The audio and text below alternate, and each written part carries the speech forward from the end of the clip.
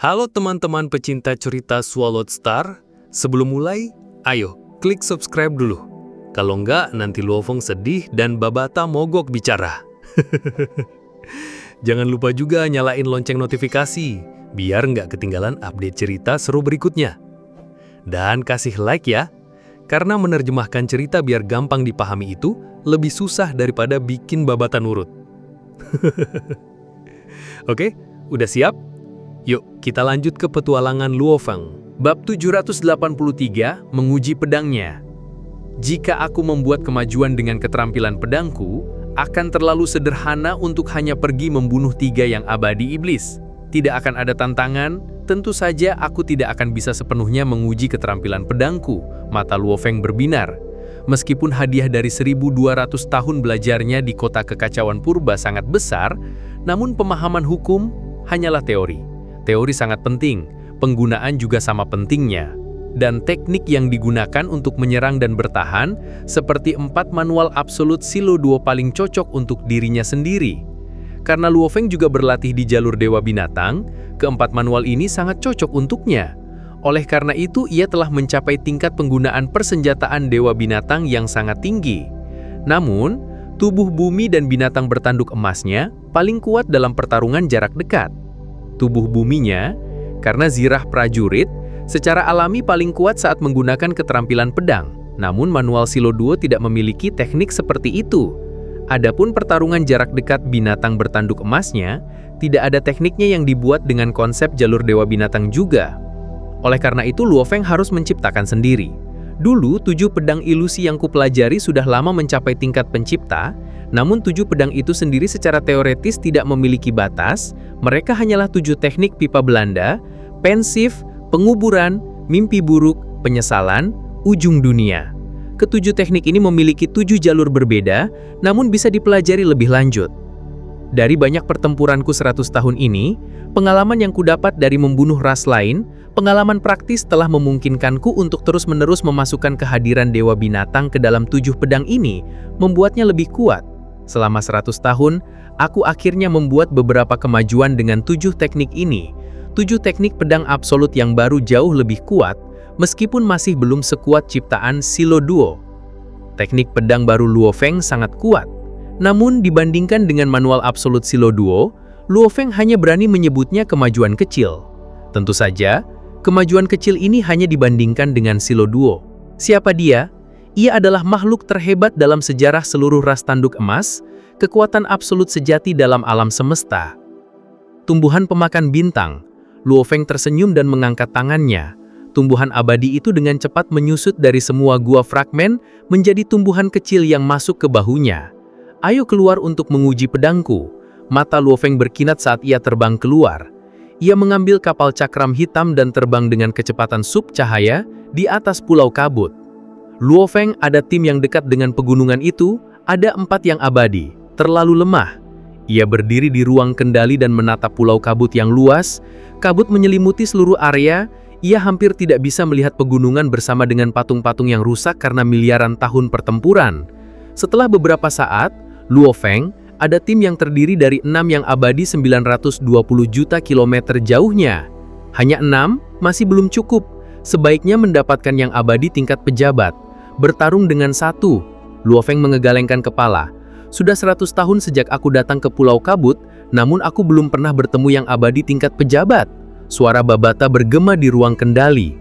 Pulau Kabut sangat luas, hanya ada 12 pejabat yang diketahui. Bagaimana bisa begitu mudah bertemu dengan mereka? Setelah beberapa saat, tim ini tidak buruk, ada 8 yang abadi. Hanya cukup untuk menguji pedangku. Namun mari kita cari yang lebih kuat. Luofeng menjawab.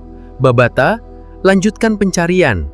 Setelah beberapa saat, wow, 990 juta kilometer jauhnya. Ada 12 yang abadi berkumpul bersama-sama. 12 yang abadi? Luofeng, bukankah ini terlalu banyak? Babata ragu-ragu. Dulu kamu bahkan tidak bisa bertahan dalam pertarungan melawan 8 dari mereka, dan kamu belum pernah menghadapi begitu banyak sebelumnya. Meskipun kamu telah banyak meningkat, kali ini, mari kita cari 10 yang abadi. 12. Luofeng melihat detail di komputer kuantum di lengannya. Melihat kelompok yang abadi itu, matanya berkilat. Ke-12 yang abadi ini terbagi menjadi 3 ras naga abadi, ras kawu, dan ras starlight. Ras naga abadi adalah bentuk kehidupan daging dan darah. Mereka setinggi 6-8 meter, dan haus darah dan terkenal.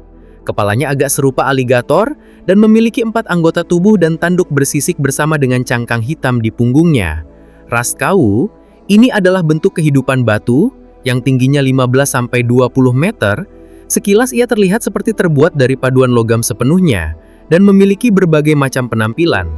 Ia bisa terlihat seperti manusia atau iblis, namun ia adalah bentuk kehidupan batu. Ras starlight, mereka adalah bentuk kehidupan energi. Ini adalah bentuk kehidupan aneh yang bisa mengambil segala bentuk, tidak terpengaruh oleh serangan jiwa. Ia mirip dengan klan Mosa. Tentu saja, ia tidak memiliki kemampuan cloning surgawinya. Namun saat ia mencapai keabadian, klan Starlight menjadi sangat kuat, dan kristal energinya akan menyatu dengan tubuh abadinya. Karena bakat alaminya, kemampuan regenerasinya luar biasa, bahkan lebih dari ras Ciusi. Mungkin perlu menghancurkan tubuhnya ratusan kali untuk membunuh yang abadi normal dari ras Starlight. Ketiganya semua ini berada di pihak klan Serangga. Di antara 12 yang abadi ini, 8 dari mereka berasal dari ras naga abadi, 3 dari kawu, dan 1 dari Starlight. Pedangku akan diuji pada mereka. Mata Luo Feng berbinar semangat. Iya, Babata menjawab lantang. Gemuruh. Kapal terbang dengan cepat menuju pegunungan. Sekitar 1 jam kemudian, kapal itu akhirnya mencapai pegunungan. Dengan perangkat pemindai Luo Feng, jelas bahwa tim itu bahkan tidak mendeteksi ia datang mendekati. Ke-12 yang abadi itu masih tetap berkumpul bersama, membahas pertempuran, sekutu, pemahaman hukum, dan sebagainya. Penguasa sektor pemakan bintang. Kamu melebih-lebihkannya.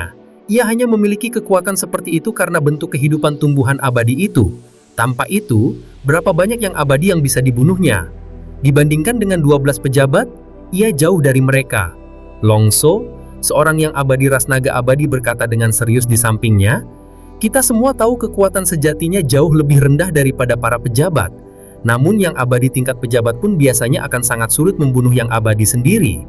Penguasa sektor pemakan bintang itu bagaimanapun dapat mengandalkan tumbuhannya untuk menjebak targetnya. Dalam hal tingkat ancaman, penguasa sektor pemakan bintang lebih tinggi. Namun 100 tahun yang lalu ketika ia belum datang ke Pulau Kabut, semua yang abadi bergerak dalam pasangan dan bertiga. Sekarang mereka semua bergerak dalam kelima dan keenam. Mengapa demikian? Itu semua karena penguasa sektor pemakan bintang itu.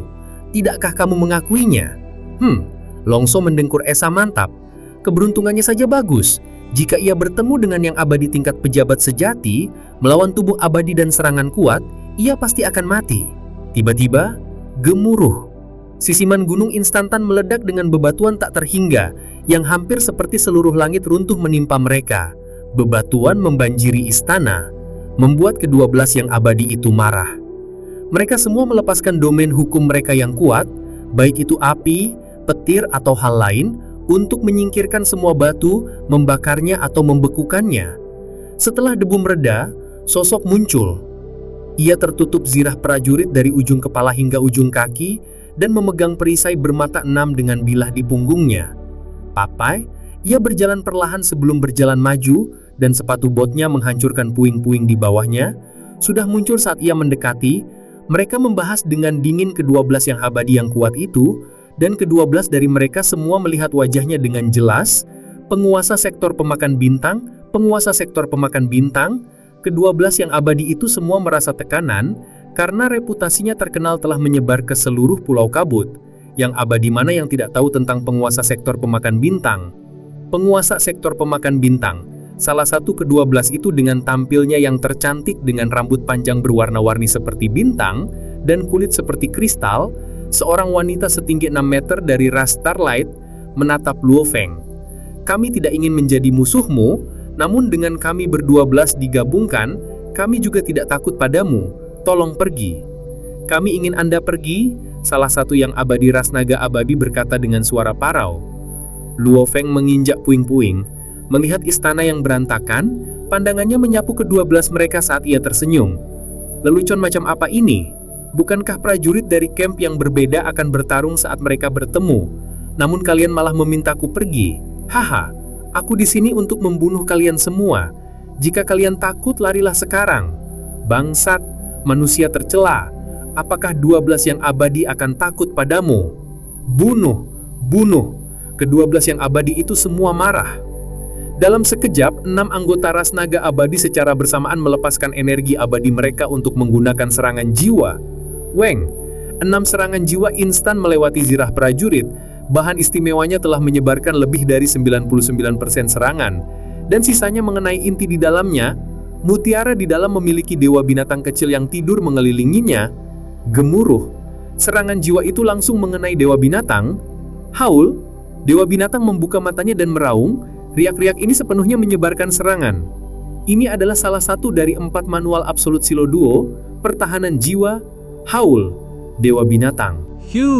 Akhirnya selesai juga bab ini. Jujur aja, nerjemahin cerita panjang ini ke bahasa Indonesia yang gampang dipahami itu ngos-ngosan banget. Kalian pasti tahu kan, rasanya baca terjemahan Inggris yang kadang bikin kening berkerut? Nah, makanya aku buatin versi yang lebih enak dan jelas biar nggak pusing. Jadi, bantu aku tetap semangat ya. Caranya gampang kok. Klik tombol like, subscribe, dan nyalain lonceng notifikasi. Kalau nggak, aku bakal malas terjemahin lagi. Tapi cuma sebentar sih. Hihi. Dukungan kalian itu bener-bener berarti banget. Biar aku nggak ketiduran di depan layar pas nerjemahin bab selanjutnya. Oke, sampai ketemu lagi di petualangan Luofang berikutnya. Jangan lupa like dan subscribe ya.